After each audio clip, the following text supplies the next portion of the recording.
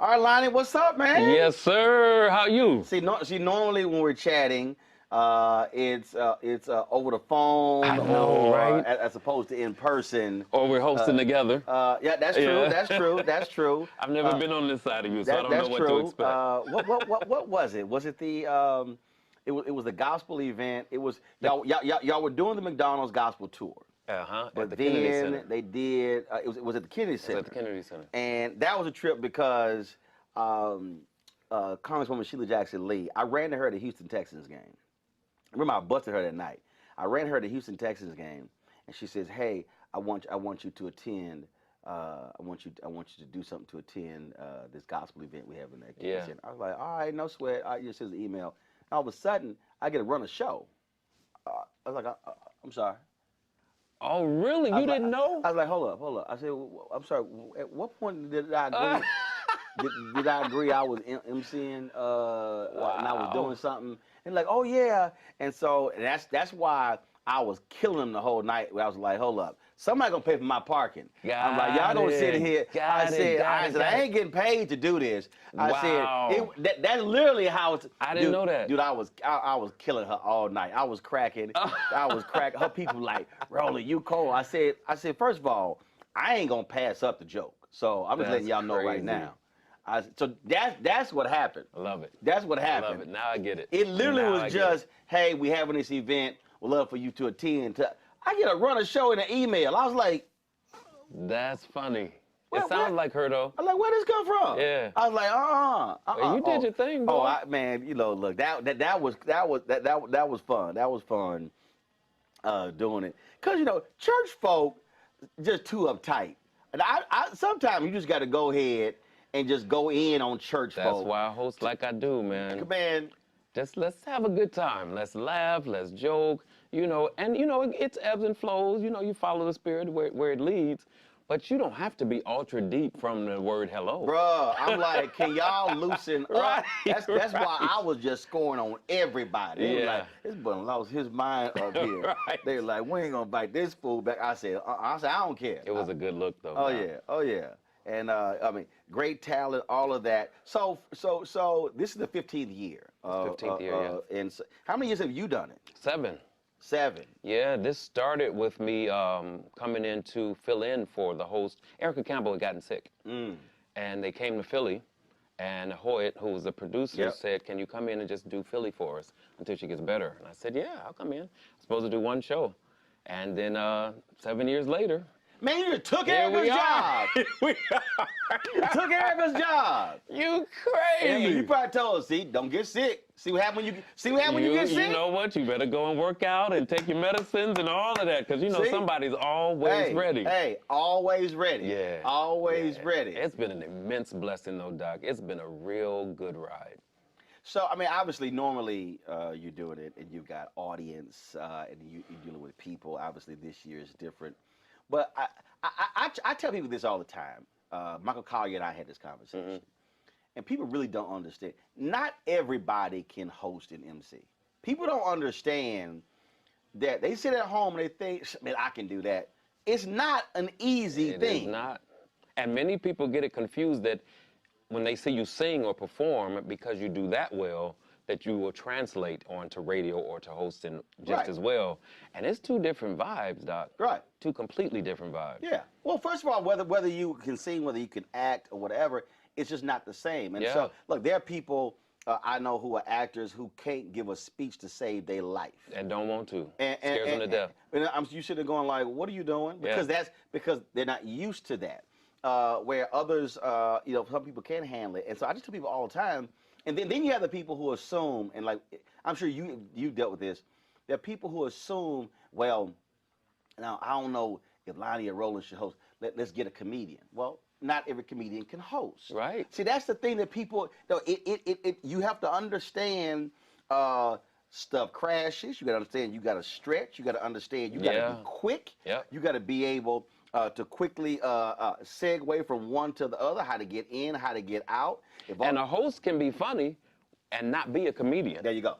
I may not be a stand-up comic, but you're going to crack up if Right. I'm hosting the show That's my because we're point. just going to have a good time. That's my point. Yeah. So the ability to blend all of that together. It's a lot. What has been the craziest moment all these years you've been hosting where stuff just, and you had to, it was just the craziest.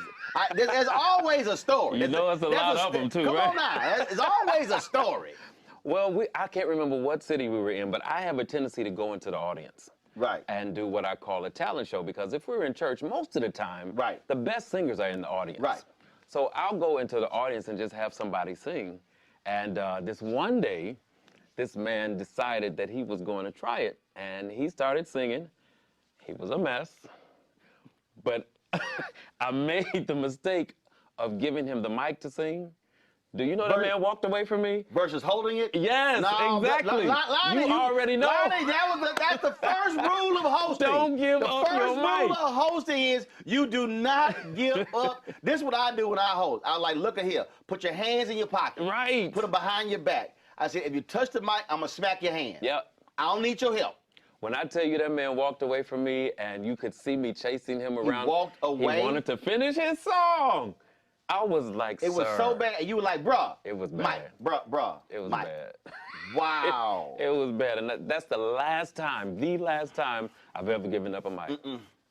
Yeah, we're going to fight over it. I tell I'm going to keep it. Put your hands down. Put your hands down. Behind your back. It gets crazy. I tell them, assume the position. Because when the lights go on, if people are not normally on stage, right, that's something that clicks into them. So they go into their shower mode, or when they're at home by themselves holding a brush, they go into that mode, and it's a wrap. Rule, don't ever give. Whether it's Q&A or I'm moderating something, you know, I'll be on stage and they'll say, "Well, we got mics on the floor." I said, "No." I said, "No, take the microphones away. I'm gonna walk around." Yeah. I said, "No, we ain't doing that." Otherwise, it can be chaos. They're gonna be there 15 minutes. Nope, we ain't doing it. That is the truth. So, okay, did you ever have a moment where something happened when an artist and you had to stretch and something happened back, so not with the audience, but something happened with the production, and it was like, we don't know how long it's gonna take, so you got to go out there and keep this audience awake. Stretching for me is easier for me, especially in church, because you can just do church stuff. When you can walk out in the audience or ask somebody a question or that kind of thing, that's easy for me. Well, I like to make church folk uncomfortable. I'm gonna talk about their hats. Yeah, that's the kind of stuff I'm talking about. I'm gonna sit here and write. And then sometimes we were at the MLK. It was 2018 MLK. It was a 50th anniversary commemoration of assassination. And so same thing. They were like, okay, the next speaker not here, so stretch. I was like, so Bishop Blake, they came in and seated. And I was sitting there and I was like, how many people with Bishop Blake? I'm looking at all these people who walk with Bishop Blake, and I was like, Bishop Blake, glad to see you. I said, but you got more people than Jesus had disciples. They were like, oh my God, he just said kind of stuff, because it's real. He just said that. I was like, what? They were like, Roland. I was like, I know that was Bishop Blake, but they got all like, you shouldn't. I don't understand that. Look, this is my plot. Everybody get hit. Especially if you're in the first 5 rows. Everybody get hit. And I can see you. Everybody get hit.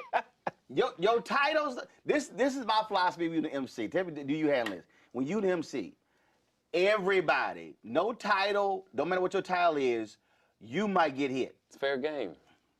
It is fair game. And you get your best material from the audience. So, okay, all right. So give me an example of a prominent person who you just scored on and just had them cracking up laughing. It had to have been Patty. Oh, okay. And this was during the years when she had the high hair, iron hair. Right. Yeah, so she came in. She had them plates shooting out of her head. Yeah. She came in and they set her in the front, and I was like, now can't nobody else in this room see now, right? So it's just me and you in here right now, because can't nobody else see around nothing you got on your head. Patty hollered. She hollered. But people love that kind of stuff. It's real. Right. But you know what? It's always the organizers of stuff. That's them. Like, I did an event during CBC, and they left the awards. Why? I don't know, the awards didn't arrive in time. Oh, they left the actual The statues, actual you mean? Oh, okay, awards.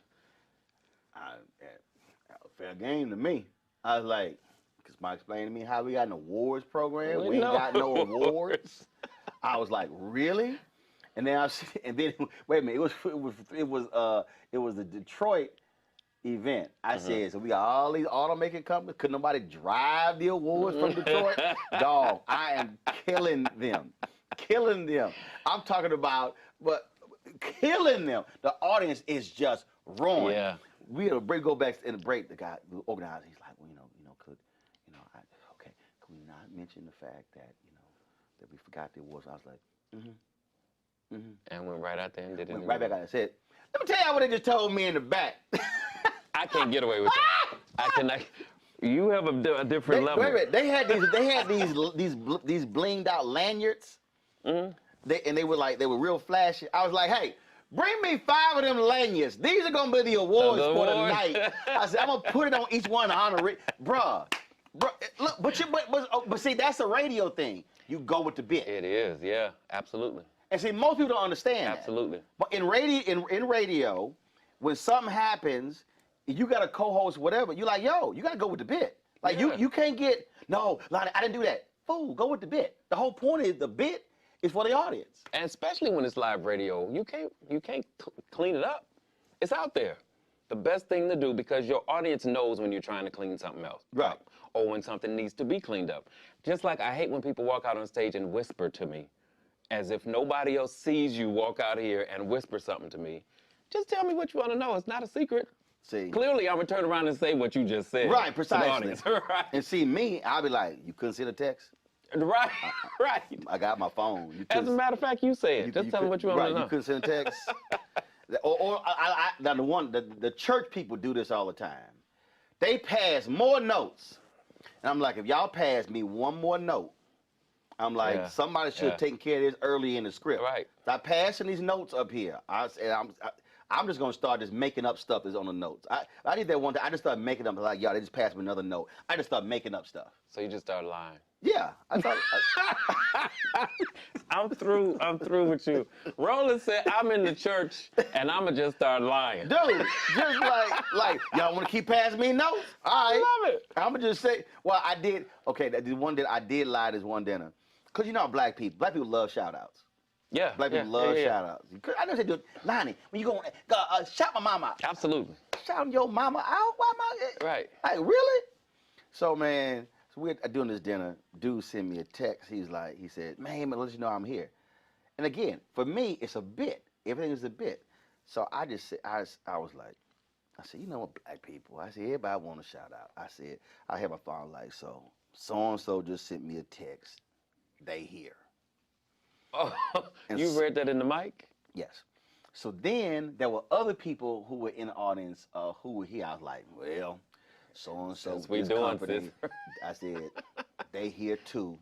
And the room was just cracking up laughing. Now they sitting over there like, I did not send him a text. I did not send him a text. And so I just started adding people. Like, yeah, table 38, so-and-so, so-and-so. Dude, I just started, and I just started hitting 8, 10 people. I was like, yeah, they want to shout out too. I said, I said, how y'all table doing? Oh, dude, again.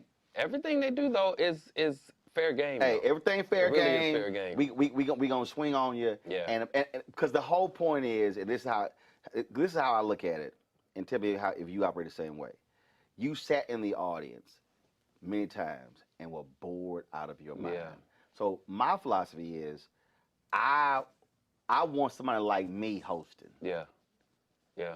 So when I walk away, like, man, we were there 3 hours, but I had a good time. Had a good time. That's the whole point. Yes. That's one of the things that I like about this McDonald's tour is while we are raising money for the Ronald McDonald House Charities and doing such a great job around the country, it doesn't come like we are only there to ask you for money. Right. You know, the gospel music, the energy, the vibe, all of that is wrapped around why we're there, but it gives you a twofold. You can donate and you can leave there better than the way you came. Got it. And you cannot beat a situation like that for free, Right. Roland. Right. Can't beat free. I mean, we're bringing everybody who is top-notch everything in the gospel music industry, and so it's not like this is just B, C, D roll artists. You're getting the best of the best for absolutely nothing. See, now I'm gonna get you in trouble here. So, okay, we're about to play a little game here. So you have the quit best. already. You got you got the best of the best all here. Okay. All the people here. All right. But you got to pick one. Okay, here's what happens. Okay, we ain't got much time. Things change. You got all these singers, and Lonnie is responsible. Only one person can entertain the audience. Who are you picking? And you only got one. Across the whole gamut of artists? No, this year's lineup. This show. This year's lineup. You can only pick Lonnie. They say, Lonnie, look, you got to pick Lonnie. We only got time for one artist.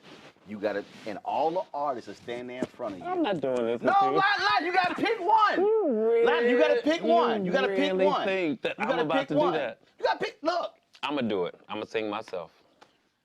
I'll just sing myself. No, that's not part of the rules. How you making up rules? Because you're not one. Because you're not one to entertain us. I am you the one host. of the entertainers. No, you're not. No, you're not. I sing and host. Nope. You the host. You the host. Nope. I perform. How long was your set? 10 minutes. Nope. That's your MCing set. Nope. You ain't want to sing it. You got to pick. We got James Fortune, Yolanda, for Pete's we sake. got Donald Lawrence, we got the Walls, we got Summers. Did I miss anybody? That's who I would pick. Who? Summers. Why? Because she is new to the game.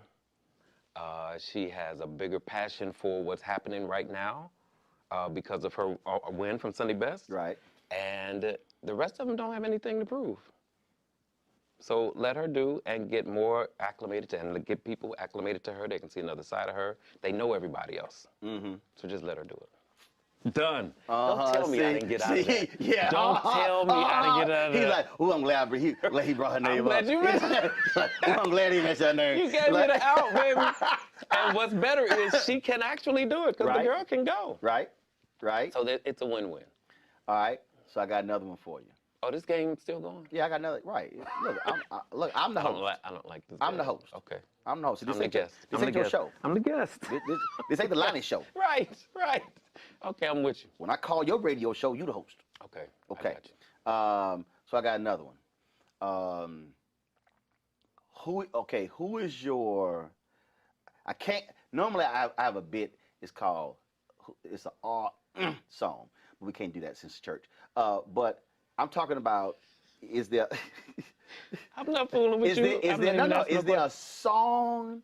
Is there a song that when it come on, you just.